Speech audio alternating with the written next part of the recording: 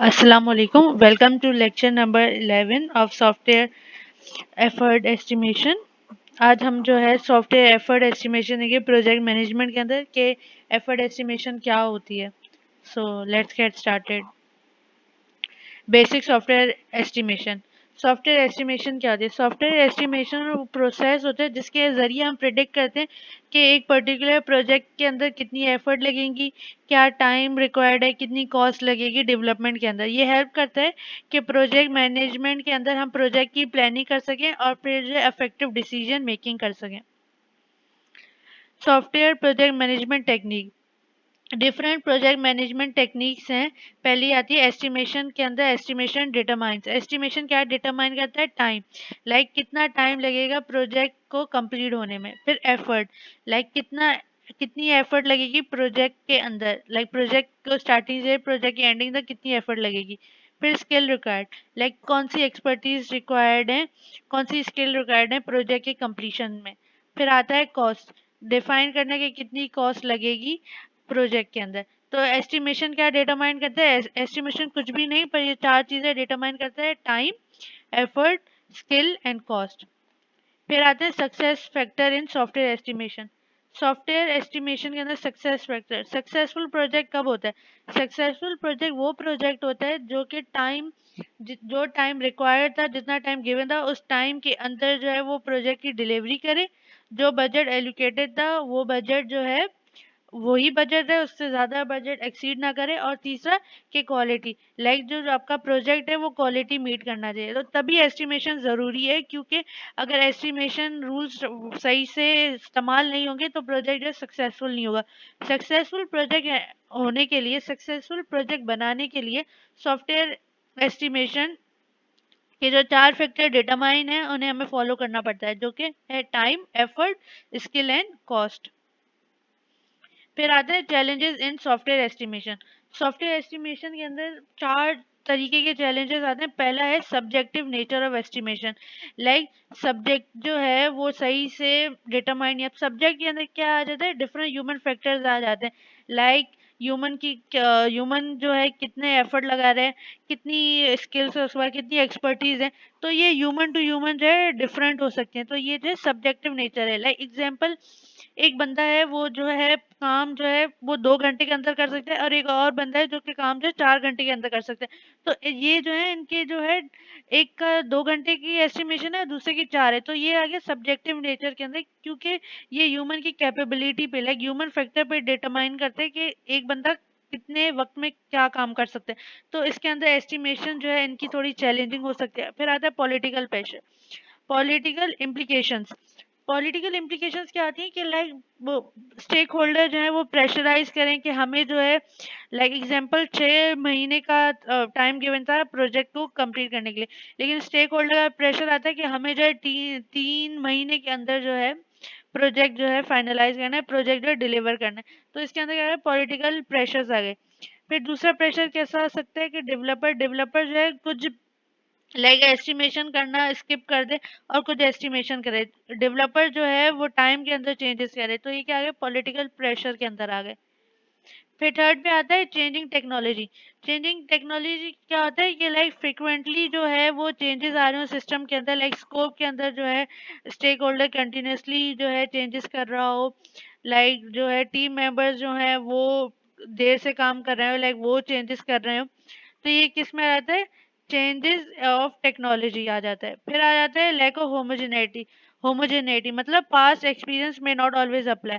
Like homogeneity क्या आता है कि आप जो है प्रीवियस एनालॉगस कर रहे हो, लाइक आप प्रीवियस पास्ट प्रोजेक्ट देख के काम कर रहे हो, तो जरूरी नहीं है कि वो पास्ट प्रोजेक्ट जितने, लाइक आपने जो है एक C++ का एक आपने जो है प्रोग्राम बनाया, आपने जो है 2 महीने में बनाया।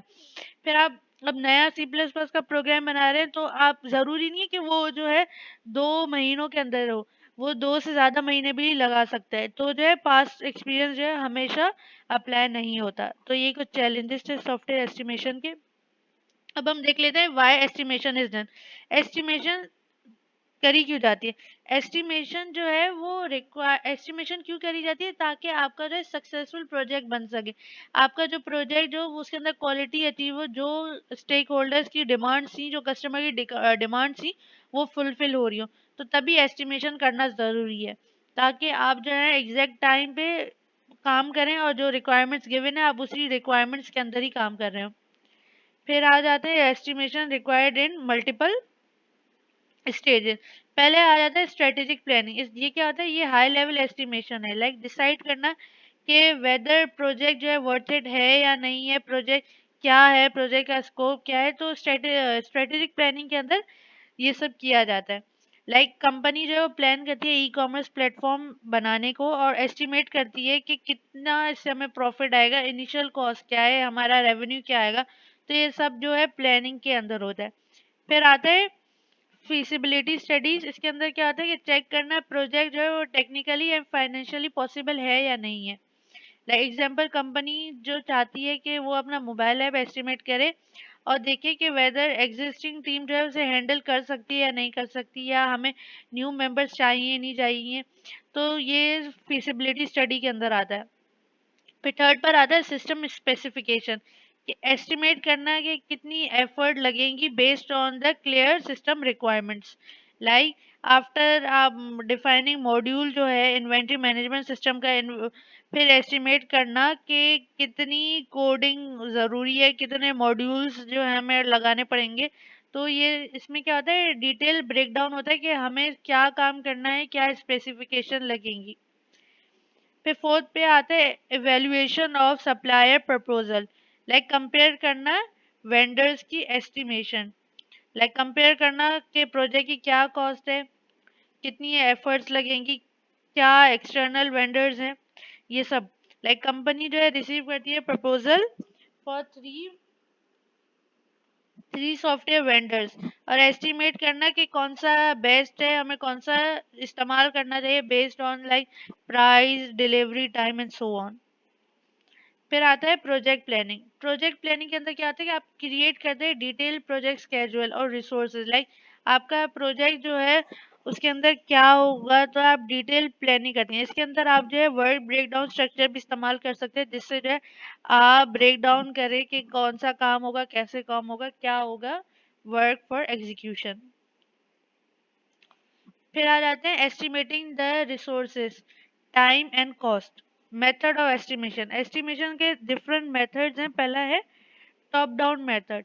टॉप डाउन मेथड के अंदर क्या होता है, आप जो है पहले हाई प्रायोरिटी, आप जो है मेन मॉड्यूल को जो है पहले एस्टिमेट कर रहे होते हैं और फिर जो है आप लो मॉड्यूल्स पे जाते हैं। फिर आता है bottom up.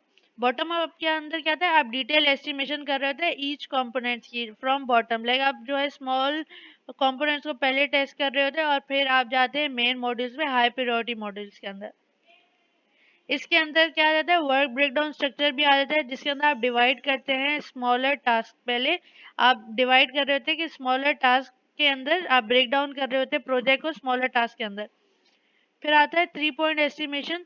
Three point estimation क्या करता है कि तीन वैल्यूज को चेक कर रहा होता है, optimistic, pessimistic and most likely estimation. Like ये एस्टिमेशन कर रहा होता है कि ऑप्टिमिस्टिक क्या है, प्रिमिस्टिक क्या है और मोस्ट लाइकली एस्टिमेशन क्या है, और फिर उनकी जो है वैल्यूज को कैलकुलेट करके कैलकुलेशन कर रहा होता है। फिर आता है फंक्शनल पॉइंट एनालिसिस। इसके अंदर क्या होता है कि आप एस्टिमेट करते हैं बेस्ड ऑन फंक्शनैलिटी। आप फंक्शनैलिटी को एस्टिमेट करते हैं rather than lines of code. आप कोड, लाइन ऑफ कोड नहीं देख रहे थे, आप उसकी फंक्शनैलिटी देख रहे होते हैं। फिर आता है use of historical project data for estimation. Analogy. Analogy क्या होता है कि आप प्रीवियस प्रोजेक्ट्स को देख रहे होते हैं, उसके अंदर कितना टाइम लगा, क्या एस्टिमेशन लगी, तो आप प्रीवियस प्रोजेक्ट को देख के आप एस्टिमेशन कर रहे होते हैं। फिर आता है three point estimation. Three point estimation क्या होता है, मैं बताया कि थ्री पॉइंट एस्टिमेशन के तीन पॉइंट्स होते हैं, optimistic like best case, most likely case and worst case. तो इन तीनों जो है वैल्यूज पे जो है थ्री पॉइंट एस्टिमेशन बेस करती है। इसके अंदर आता है स्कोप। स्कोप क्या होता है कि आपको क्या, आपका प्रोजेक्ट है, आपके प्रोजेक्ट ने करना क्या है, अब उसमें स्कोप डिफाइन करते हैं। फिर आता है डिकम्पोजिशन। डिकम्पोजिशन क्या होता है, आपने स्कोप डिफाइन कर दिया, अब आप उसको ब्रेक डाउन कर रहे होते हैं into functionalities, into small modules. फिर आता है साइजिंग। साइजिंग क्या कर रहे होते हैं, आप मेजर कर रहे होते हैं कि आपके प्रोजेक्ट की क्या कॉम्प्लेक्सिटी है। फिर आता है एक्सपर्ट रिव्यूज। अपने सीनियर से, अपने स्टेक होल्डर से आप जो है रिव्यू ले रहे होते हैं और वैलिडेट कर रहे होते हैं एस्टिमेशन को। फिर आता है फाइनलाइजेशन एंड एस्टिमेशन। जब एक्सपर्ट रिव्यूज दे देते हैं अपने, जब एस्टिमेशन जो है वैलिडेट हो जाती है, फिर जो है फाइनल एस्टिमेशन जो है डन की जाती है और फिर जो है एस्टिमेशन को क्लोज किया जाता है। फिर है estimation techniques. Different estimation techniques होती है। पहली आती है पैरामेट्रिक एस्टिमेशन। इसके अंदर क्या यूज करते हैं, इसके अंदर हम यूज करते हैं mathematical model based on the project variables. Like इसके अंदर जो है हम वेरिएबल्स को देखते हैं, वेरिएबल्स को लेकर जो है हम एस्टिमेशन कर रहे होते हैं। फिर आता है एनालॉगस एस्टिमेशन, जिसके अंदर हम प्रीवियस सिमिलर प्रोजेक्ट्स को देख रहे थे एज अ रेफरेंस और फिर हम एस्टिमेशन कर रहे होते हैं। फिर थर्ड पे आता है बॉटम अप एस्टिमेशन, जिसके अंदर हम सम कर रहे होते हैं सारे स्मॉल कंपोनेंट्स को ताकि हम ओवरऑल एस्टिमेशन कर सकें। फिर फोर्थ पर आता है expert judgment, like based on the experience and industry knowledge from experts, like experts से जाके हम estimation अपनी review करवा रहे होते और based on their reviews हम estimation कर रहे होते। फिर आ जाता है what is functional point technique. Functional point technique क्या होती है, फंक्शनल पॉइंट टेक्निक जो होती है वो एस्टिमेशन का एक मेथड है, जिससे जो हम एस्टिमेट कर रहे होते हैं effort based on the functional size और एप्लीकेशन। लाइक एप्लीकेशन की फंक्शनल साइज पे जो है हम एस्टिमेट कर रहे थे। ये हेल्प करता है एस्टिमेट करना एफर्ट और कॉम्प्लेक्सिटी। इसमें हम कोड पे रिलाई नहीं कर रहे थे, हम कोड नहीं देख रहे थे, हम जो है एफर्ट देख रहे थे और कॉम्प्लेक्सिटी देख रहे होते। तो आई होप आप लोगों को समझ आया होगा। Thank you.